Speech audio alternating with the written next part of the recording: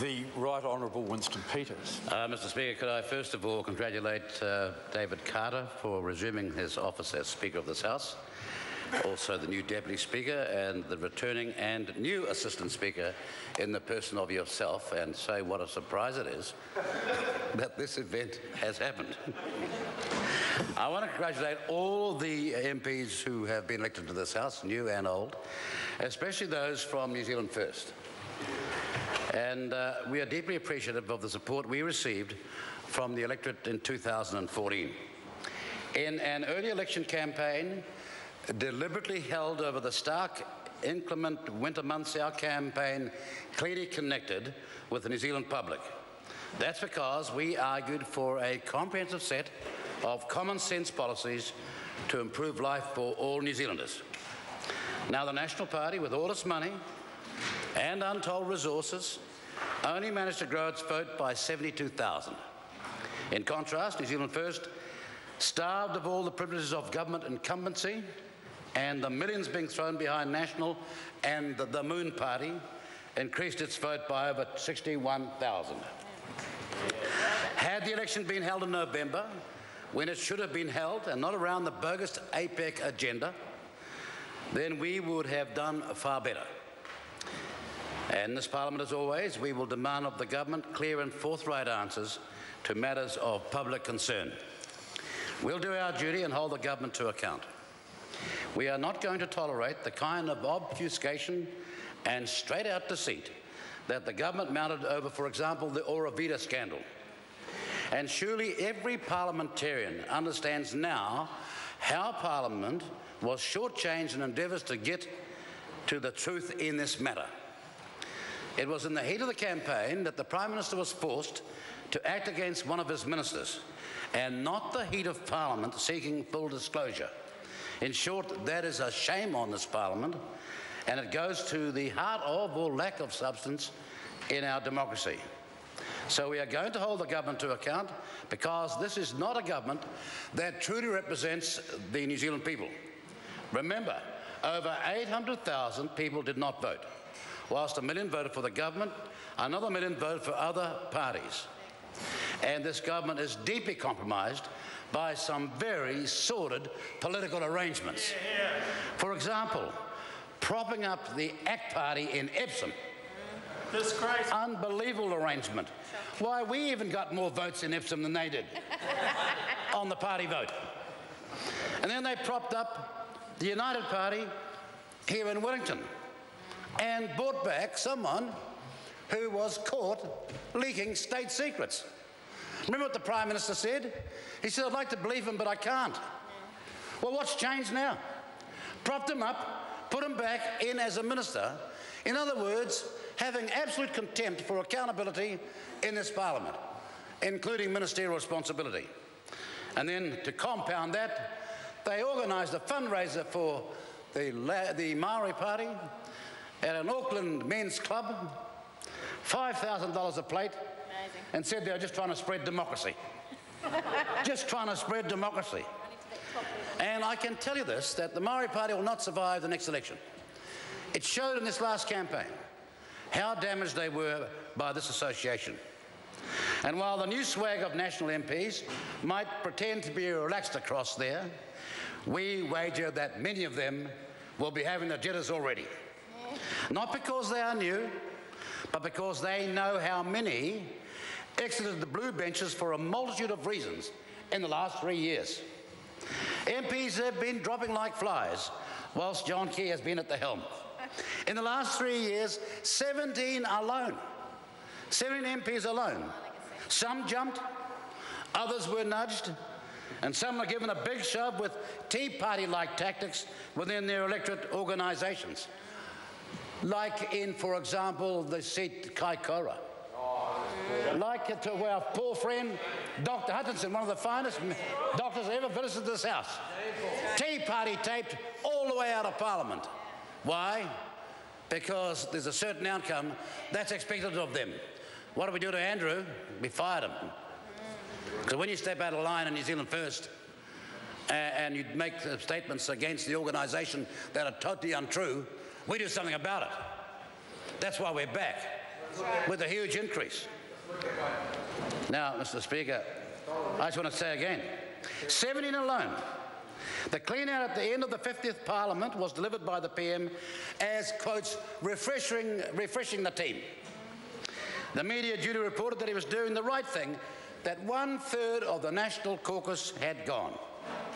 Now, noticeably absent from the commentary, however, was that the PM was shoring up his power base. Think of it, all the newbies, nodding and agreeing, music to a Prime Minister's ears. He makes a pretty ordinary speech, so all jump up and clap. Yes, sir. No, sir. Yeah. Everyone, not one person thought it was ordinary speech, but they all got up and clapped. Now, amongst those falling on their swords, well, now, Mr. Brownlee, what's going to happen in this speech is you're going to hear a series of very good speeches, 10 of them. No, I'm not running out of time. That member is. And he's running out of credibility. He's run out of credibility a long time ago. Bluster won't cut it any longer. Bluster and bump won't cut it, Mr. Brownlee. What we want here is substance. What we want here is analysis. Now, among those falling on their swords, all retiring gracefully were King, Wilkinson, Hayes, Archinvold, Calder, Heatley, Henare, Roy, Royal, Tremaine and Hutchinson. And those who tripped up along the way just had to go included the man who, want to know, don't you know who I am? Nobody remembers who you are. Aaron Gilmore. Or the one, Claudette Howity, who went out of here because she allowed the National Party to use another member over here to attack to attack New Zealand First, and we turned the attack back on them. And within a matter of weeks, she was gone. So my advice to Mr. Brownlee and his colleagues, don't try it again in this term of Parliament, 2014 to 2017. It might have some very damaging effects.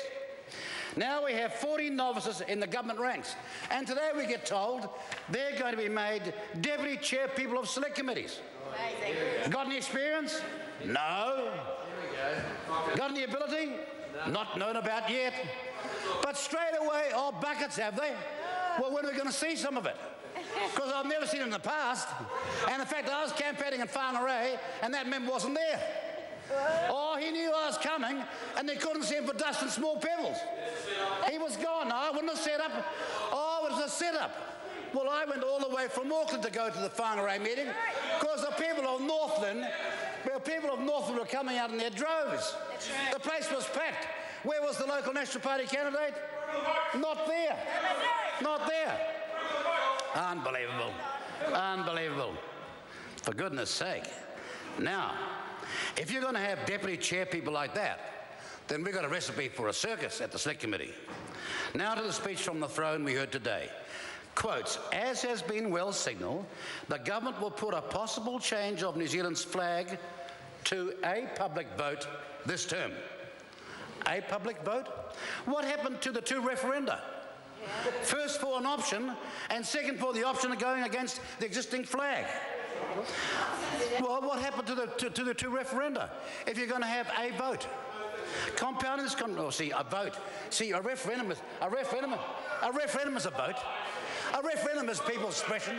A referendum is a public expression of what people think.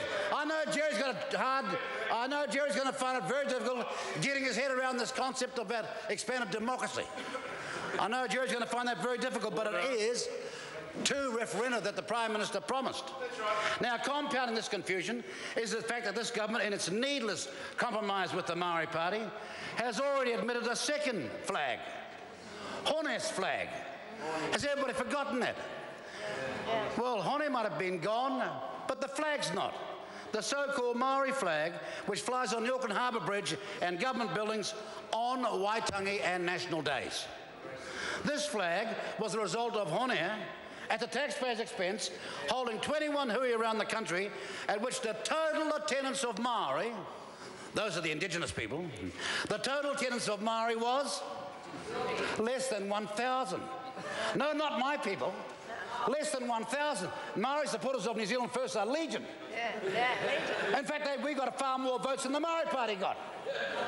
We got far more votes than the Maori Party got. And we're still the only party that ever took all the seats off the Labour Party. And it'll be 20 years before they can rectify that.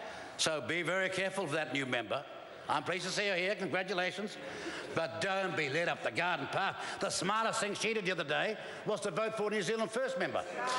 Very smart move. Very smart move. Now, how many flags do we need? Well, apparently it's about branding for what National likes to call New Zealand Inc. There's no spark firing out there amongst the public for a new flag. And talking of spark, branding soaks up money. Telecom doled out 20 million to try and change their brand. And how much will it cost for all the government paraphernalia? Every soldier's uniform, every police uniform, everything we've got to be changed because the Prime Minister wants to have what? A legacy. Of economic improvement? No. Of social change? No. Just a new flag. Now, how barren is that? And he even finished his speech on it today. He wants a new flag. Mind you, he's not looking too flash because his original idea looks a bit like ISIS. Not too keen on that anymore. And then, of course, in the speech from the throne, I read this. Will complete the implementation of the Financial Markets Conduct Act and will progress legislation to strengthen competition laws. Really? What happened to South Canterbury Finance? What happened to the trial just concluded last week? What happened when South Canterbury went bust with $1.58 billion of payout, 800 million of which was never recovered from the taxpayer? Today they're talking about financial markets conduct, and right under our nose in the last 3 years, and a trial that finished last week, was this rip-off of the taxpayer, and Mr. Browning had perhaps to explain what he was doing when he was asleep on the job, behind the wheel. This man with all the financial knowledge of how markets work. But then again, of course, Jerry was the former brief-time director of a Christchurch casino alternative. Oh, yes, he was. Oh, yes, he was. It didn't last very long, and the guy that set it up, of course, is in prison at Perimeter at the moment, because Jerry was associating with crooks. And they even put him on the job. Oh, yes, it's true. I've got the prospectus with your name all over it, Mr. Brownlee. Oh, it's true or not? Yes. And then today, we have this extraordinary circumstance of announcing you're going to fix up financial markets.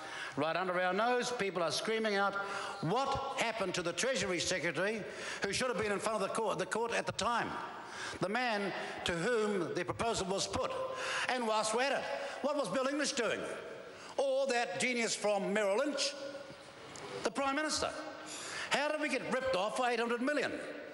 And worse still, of course, when we sought an inquiry on that, the government stopped it because they knew, like the old saying, all roads led back to the government.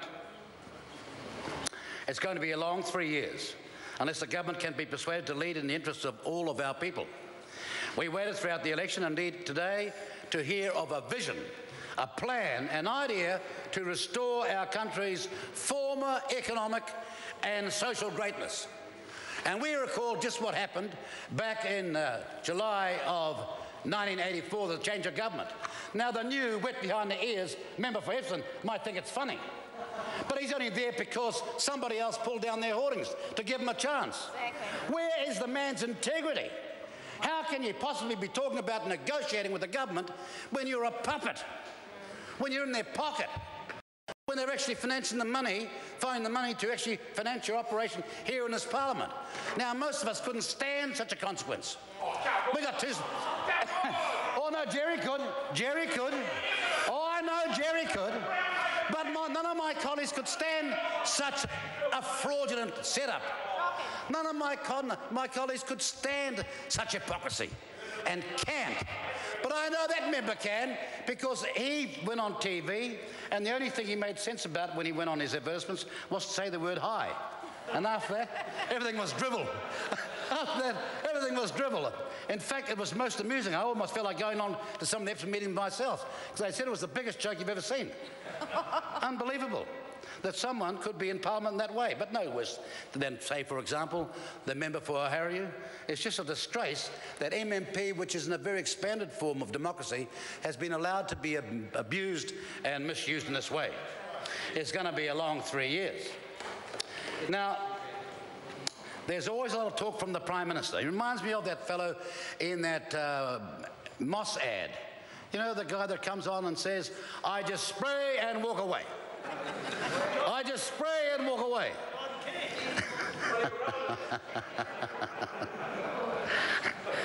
Now, he was on about the Kiwi dollar. Remember what he said? It should be 65 cents, he said. Now, that's a pretty serious thing to say when you believe in the independence of the Reserve Bank, don't you? He said it should be 65 cents. Well, where is it? Well, it's close to 80 cents. Is he going to do anything about it? No. And out there in provincial New Zealand, there are dairy farmers in their hundreds who are going to be heading off to their banks for some mercy. And the milk price, it's not going to stop where it's got now. It's going to fall a whole lot further. Now then, Mr. Brownlee, what do they intend to do? Well then, why would you say that the dollar should be at 65 cents? Why would you agree with the World Bank, the IMF and everybody else that it's massively overvalued? And why would you say it's 65 cents it should be and then do nothing about it? Why? It's Mr. Spray and walk away. And what happened to the budget surplus? Remember what we were told? At the last budget in May, we had a budget surplus. What do you reckon it is now? With the billions that are being lost in the dairy price. And the beef farmers should not get too cocky because it won't last long. It's cyclical. And it never does. And they'll be back pleading mercy very, very shortly. There's never any real action to make a difference. And all we have now is the sputtering start-up of the National Party's third-term propaganda machine.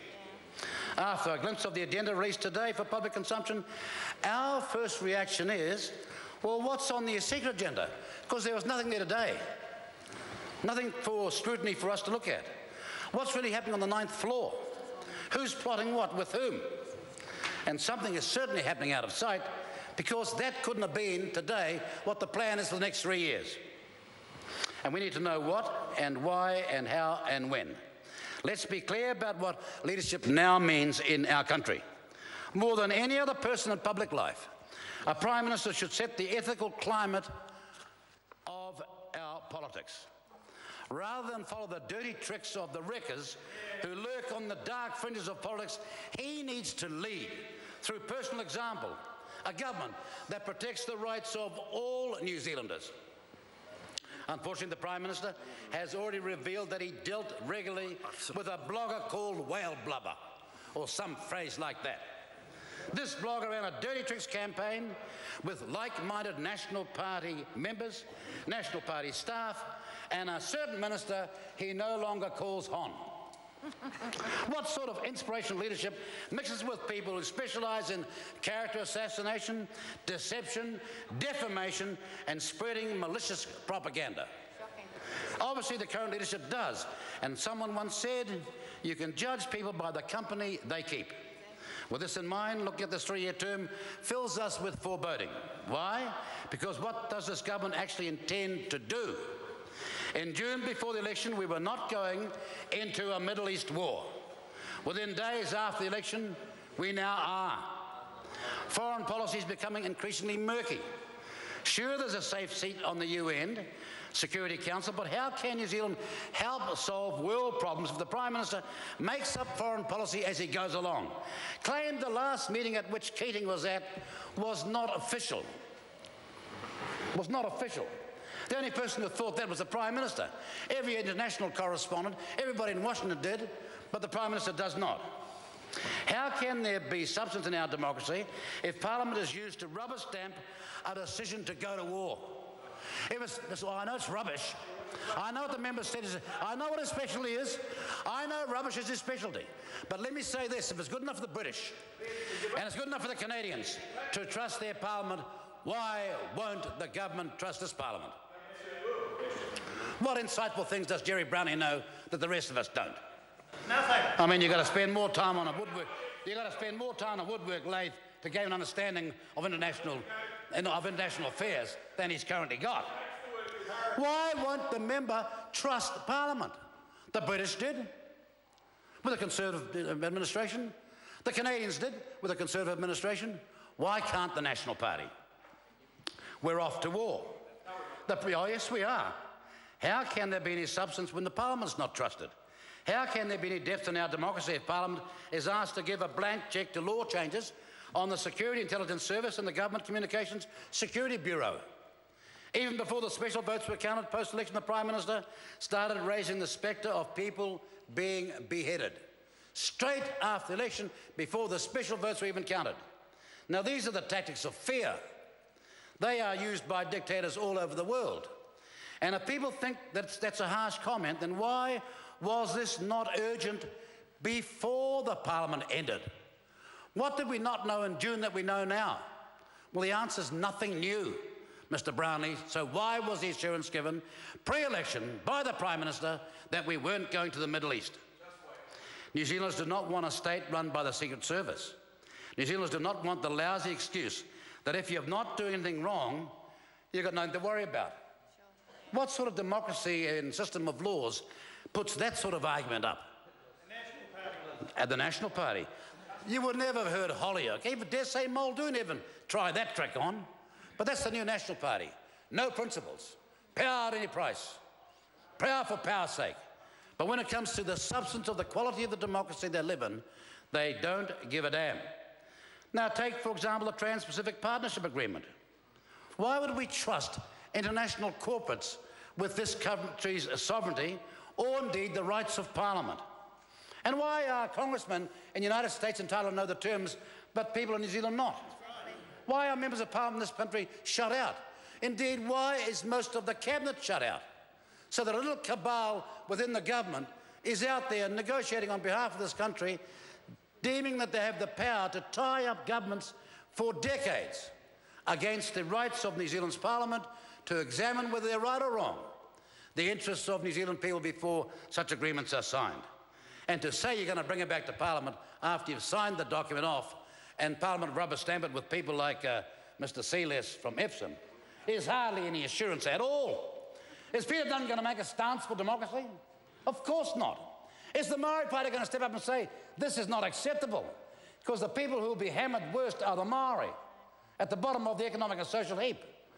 Are the Maori in the National Party themselves, like the new member for Whangarei?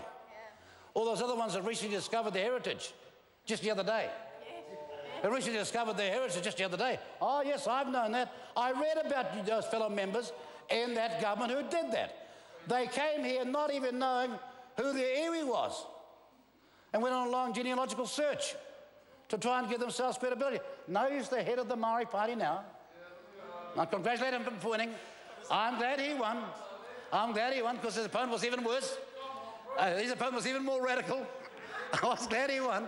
But my point is, when is somebody over there put in there because of their genealogical background going to stand up for it? The new member for Whangarei? Or the one from Tauranga, he discovered his genealogy after he got here? Or the one from out in Harkway, you know, a friend with a double-barreled name. That's right. Now, you've got to commend people to do that, but surely, if you're going to say we've got all these people in our parliament and therefore we've got a multi-ethnic background, we'd want to know when they're going to do something about it. Because going along with this neoliberal far-right nonsense is not going to help the mass majority of New Zealanders and not the Maori people in particular. You can be sure of that. Go up to Whangarei and Moerewa, all around the north, and tell me how they're going up there, going on there, because at the moment, as an economist recently said, Whangarei is dead. That's what he said. I saw it in the Whangarei Advocate. I didn't see any protest from the new Member of Parliament. Not a word, not a syllable, not a sound, not a murmur. Now, when you get elected for a place like Whangarei, you're not going to last long unless you start standing up for the people up north. But that's what the economist said. A leading economist from one of the banks, he said, the north is zombie town. That's his very words. Now, if I was a local member, wouldn't you be barreling out and saying, if there's some truth to that, I'm going to do something about it. I'm going to ensure that I go down and shake the place up. I'm going to put my rubber stamp away, and I'm going to get out my microscope and start examining policy to see how Whangarei is going to be advantaged. But no, not a syllable, not a sound. But back to the Trans-Pacific Partnership. Let me tell you that American corporations have gained tremendous control over the American political system. And any assurances from that government about our interests have got to be taken with the greatest of suspicion. And my real question is, how will this help heartland New Zealand, where the people are continually being hit by businesses cutting back or closing down?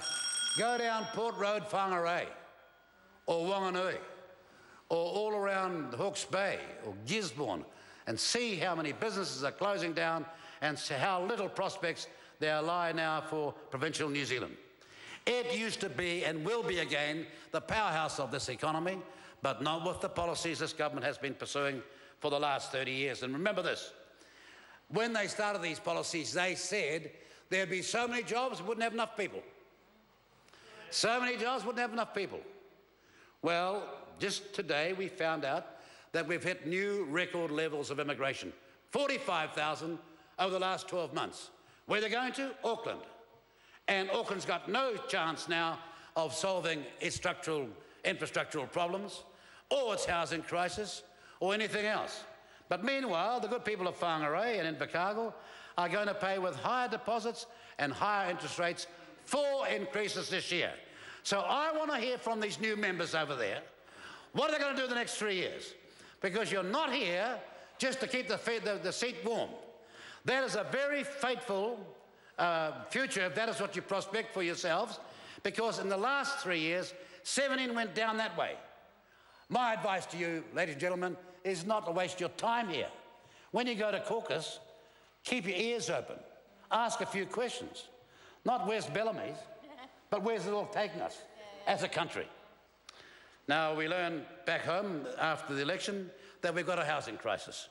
There wasn't one before the election, but the election's hardly over, and we've got such a housing crisis, the Prime Minister appointed not 1, but 3 housing ministers. Not 1, but 3 housing ministers. What did you see on morning TV? Their special project in Auckland has built the magnificent figure of 5. Not 1,000 or 100, but just 5 homes. And the Prime Minister's defence on morning TV, TV3 was, well, it's the Labour Party's fault, because they won't let us change the Resource Management Act. Sorry, they've had a majority for 6 years. Stop blaming everybody else for their fiscal incompetence. And as for the issue of selling state houses, didn't Prime Minister Key say that after the Genesis sale, that was it? Didn't he tell Bill English that? And last week, Mr. English said the money that the government had made from the selling of this housing stock was not going back into state houses. So there's $18.7 billion of housing potentially going to go into some other market. And as for the question of productivity, what did the Productivity Commission say in 2012? Well, it questioned the transparency and accountability of the allocation of hundreds of millions of dollars to community groups, charitable trusts, NGOs, and Maori social housing providers. So it can't be for that reason, can it? And yet that's what the Prime Minister is saying today. I think the National Party is going to be in serious trouble on the question of housing, because they've got a tiger by the tail, and just to make sure they can't win, they are bringing in massive numbers of people, 45,000 alone in the last 12 months, and most of whom going to Auckland. Many have gone to Epsom already. Many have gone to Epsom already. They'll learn. No, well, they'll learn, all right, sooner or later.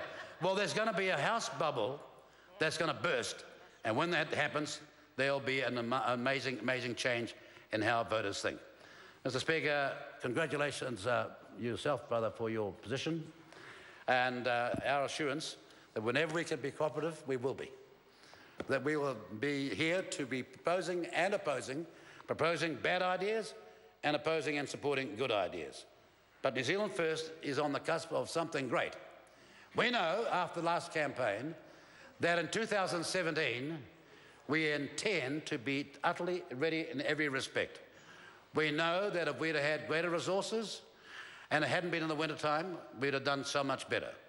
In fact, the government would look different to the way it looks now. So count yourself lucky, congratulations, but it's not going to happen one more time. In fact, in 2017, with the work that we're going to do, New Zealanders will have a chance to have a better economy and a better social future. Because after 30 years of this experiment, it is surely time to fly the white flag and say, it does not work. We need a better economic and social strategy than that.